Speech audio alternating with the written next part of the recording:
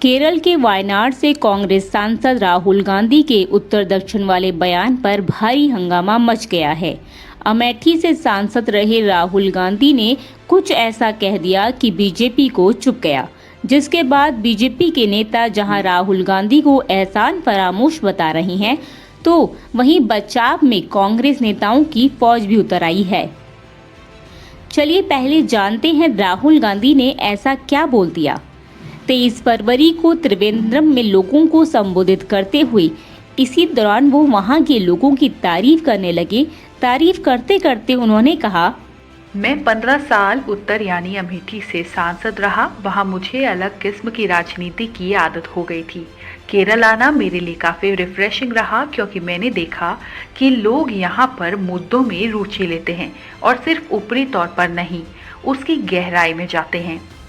राहुल गांधी के इसी बयान को बीजेपी ने पकड़ लिया और आरोप लगाया कि वो अमेठी के लोगों की समझ पर कैसे सवाल उठा सकते हैं, जिसके बाद सीएम योगी आदित्यनाथ ने ट्वीट कर राहुल गांधी को सीख दे दी।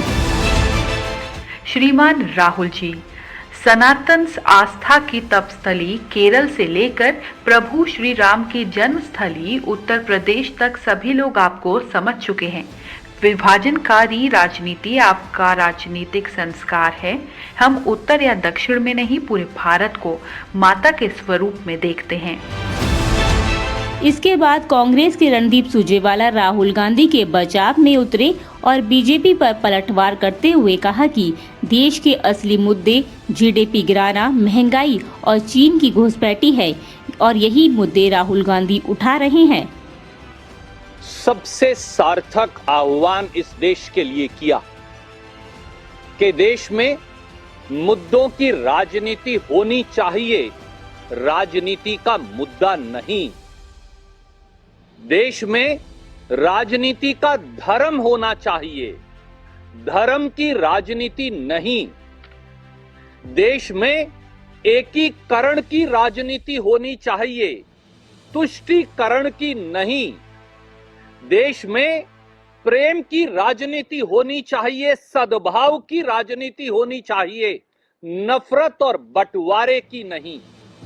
परंतु भारतीय जनता पार्टी ने इसमें भी उत्तर और दक्षिण के विभाजन का टूल किट जारी कर दिया। दोस्तों, इस देश के लोगों को राहुल गांधी जी के आह्वान पर, कांग्रेस के आह्वान पर विचार करने का समय आ गया है। देश के मुद्दे क्या हैं?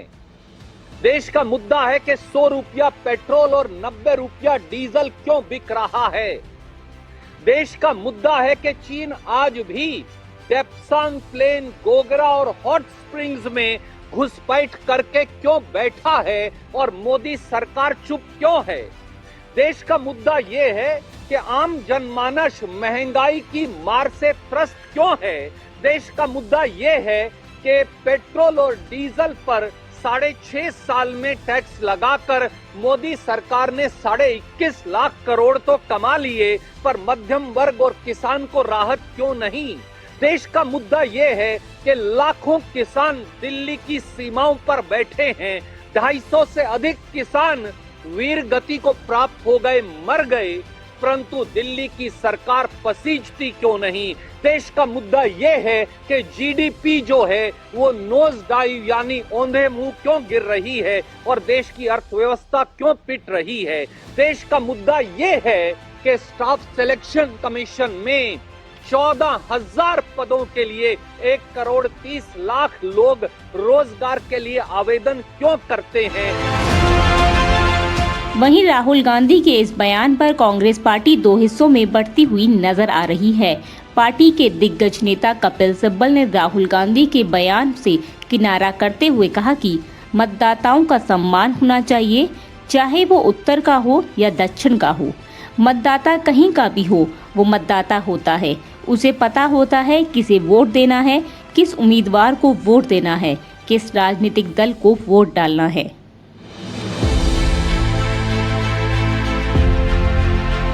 राहुल गांधी 2004 से 2014 तक अमेठी के सांसद रह चुके हैं, लेकिन 2014 में बीजेपी ने यहां से स्मृति ईरानी को उतारा था और उन्होंने जीत भी हासिल की थी। यूपी विधानसभा चुनाव से पहले और अमेठी से हार के बाद राहुल गांधी का ये बयान कांग्रेस पर कितना भारी पड़ता है, ये तो आने वाले दिनों में ही पता चल पाएगा। News desk.